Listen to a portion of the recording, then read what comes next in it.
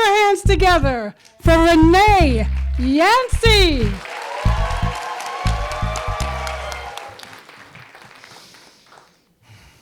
I'm about 5 years old, standing in my grandparents' foyer. I have on a navy blue dress with burgundy imprint flowers, trimmed in white around my neck and arm and hem, with little white socks folded over, trimmed in lace. Tucked in patent leather shoes, I am gripping the doorknob because I'm afraid, you see, this is the first time I would meet my grandparents. You see, my mother is white, 5'10", long black hair. She's shy, but also confident and very educated. And my father, he's 6'2", black, brown skin, handsome, smart, but also very arrogant. You see, because my mother married a black man, her family kicked her out. You see, my grandfather told her mother, her brother and sisters, don't ever talk to her again, until the day would come that she'd be desperate for their help. She had to call them. Because guess what? My dad decided to rob a bank, and he took her little car with the Michigan license plate to Buffalo, New York. He cased out the joint and thought, I'm about to go rob this bank. And he thought he did successfully. But what he did not realize was there was a bank teller checking him out too, because that Michigan license plate stood out like a sore thumb. So she wrote it down. Now, while back in Detroit, there's a knock-knock at the door. It's the FBI. Come to let my mother know that her little car with the Michigan license plate was used to rob a bank in Buffalo, New York. So, of course, she's shocked, she's surprised, and it's like, what are you talking about? She brings them in, they see the car, they verify, yep, that's it. And she quickly accounted for her whereabouts. Later, my father would find out that the FBI was at the house. So he had to come up with a plan. He had to buy himself more time. So he robbed another bank. This time, it was in Michigan. And so, unfortunately, let me start before I get into the unfortunately. He was wanted to create this war between the two states. He wanted New York fighting with Michigan over him. But what he didn't foresee was a state trooper would lose his life on that Michigan robbery. And that day, a family lost their father, and so did I. But now, it's been about 6 months living with my grandparents, my loving grandparents, the grandparents who showed me love and care, adored me and my little sister. So this racism, I didn't know about till much later in life. But nevertheless, we're on our way back to the D. My mother is now a single parent with 2 brown little girls, moving back to a city that's vibrant in culture and its blackness. She would need help. She had to enlist some assistance. You see, my mom, she's very educated. She has lots of degrees. Marygrove College, UAD Mercy. Is Wayne State in the house? Come on. She got all of y'all, degrees. But the things she didn't know how to do was pour into her daughters. But as God would have it, this created my monumental mamas. And the first one is Penelope. Y'all know her maybe as Penny Baylor. Yes, Penny Baylor. I've known this woman since I was 3 years old. See, her family lived on Trevor Place, and my family lived on Stafford Place in Town Square off of East Lafayette and Shane. And so my mother, again, would rely on her heavily, and she would drop us off in the morning, and Penny would always have cooked breakfast for us, not cereal and milk. The best days were the warm walnut waffle days. She would pour that brown maple syrup. Ooh, I can still taste it. Then she would pick us up. Oh, she would take us to school, Go Lightly Elementary School for any alumni in the house, first graduating class before you. And after school, she would pick us up and take us to the Y, and she taught all the swimming classes and the life-saving classes. We took all of them twice. The summers were the best.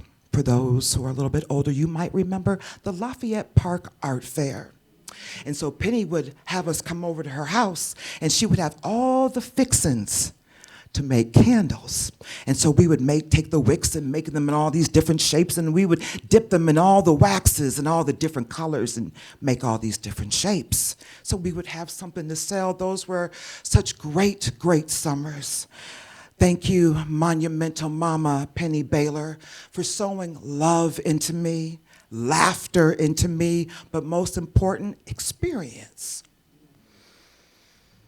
I'm a little bit older now, probably about the 5th grade, and my next Monumental Mama, she used to be known as Portia Lockett. Now she's Dr. Portia Lockett, but for me, she is Mama P. So Mama P had just graduated from college, and our teacher at Go Lightly had gotten sick with cancer. So there was a replacement, and she walked in that door, this bright, light, and vibrant spirit. I had never encountered this before, so I leaned all the way in. And so she was so cool. She would talk girl talk with us.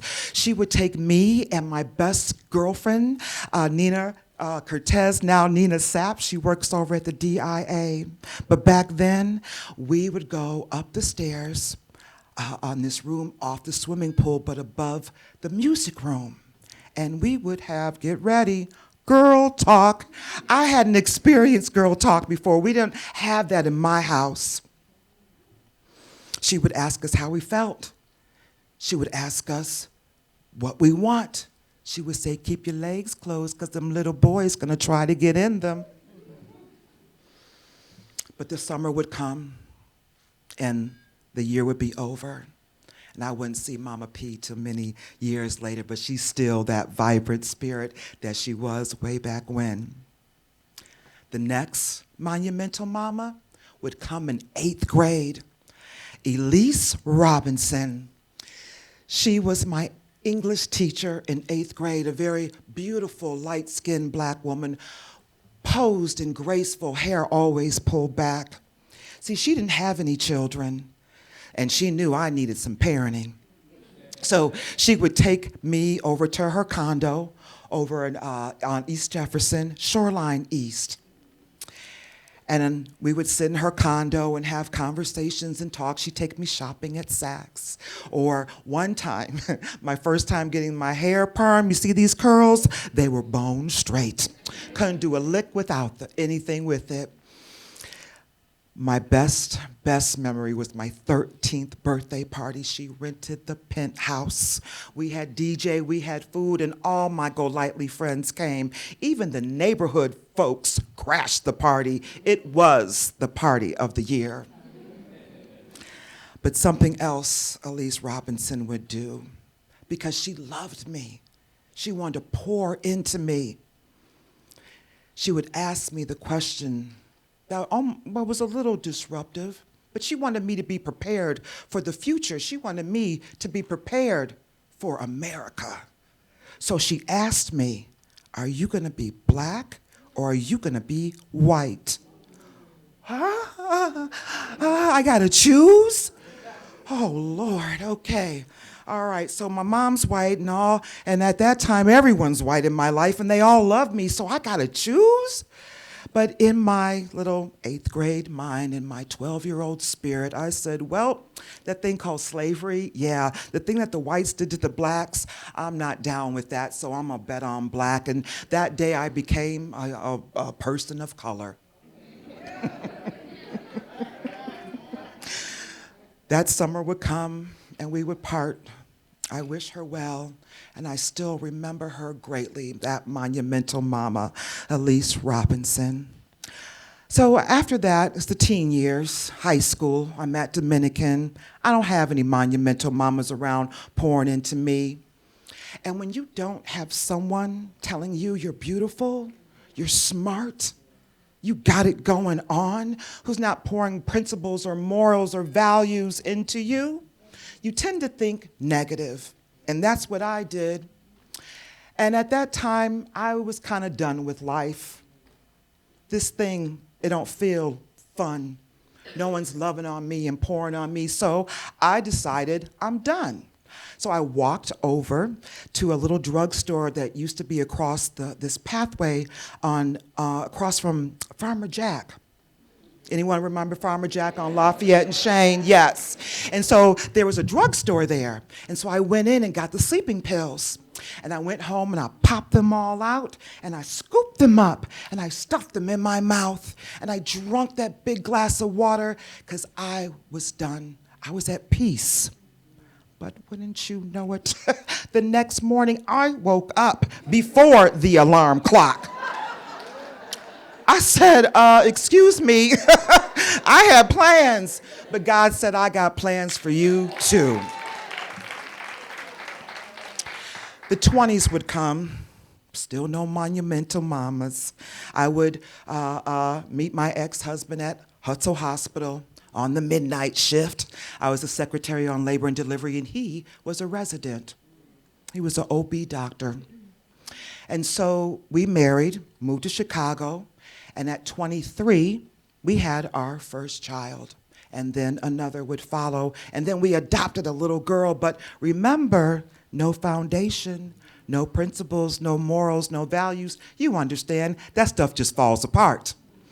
And so now I'm 28 years old. It's me and my 3. And he wants to put me out and take them?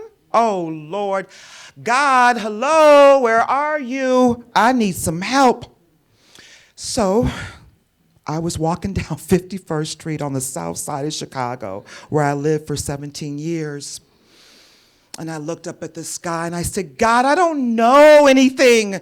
I need you to send me someone to teach me something. Help. So about a week later, I was back on 51st Street, and this woman came up to me holding a frame. She said it was her words mixed with art. She asked, could she read it to me? And she started off, faith is, and I began to cry.